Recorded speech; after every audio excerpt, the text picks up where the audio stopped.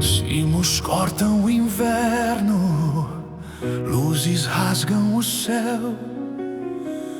A cidade ajoelha diante do papel. Mas no silêncio antigo da poeira oriental, um choro atravessou o tempo e mudou o Natal.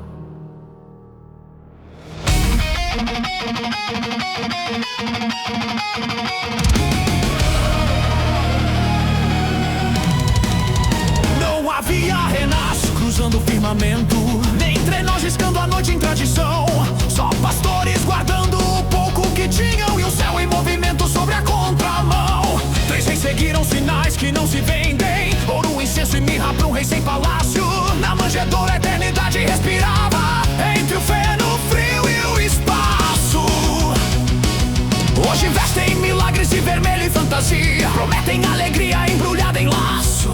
Um bom velhinho ocupa o centro do altar, enquanto o cordeiro some do retrato. Renas correm mais rápido que a verdade, presentes falam mais alto que o perdão, e os sinos anunciam consumo onde antes nasceu a salvação.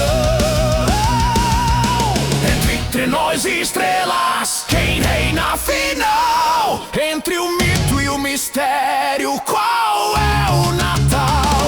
Não foi Papai Noel que desceu do céu, foi Jesus na manjedoura, Emanuel. Não foram renas rasgando a escuridão, foi a luz do mundo entrando no chão. Entre presentes, sinos e ilusão, nasceu um rei sem trono nem condição. Esse é o Natal que ninguém vê, mas é por ele que tudo existe.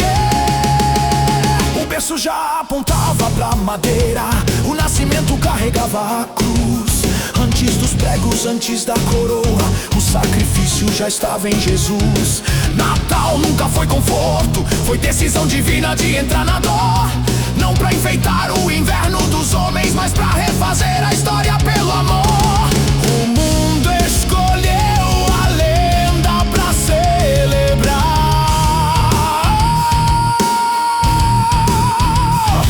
O céu escolheu a verdade pra salvar.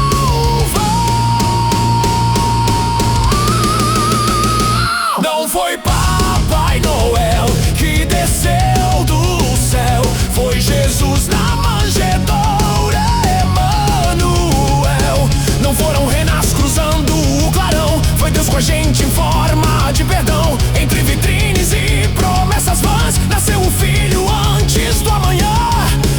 Esse é o Natal que ninguém vê, mas é por ele que eu e você vivemos de pé.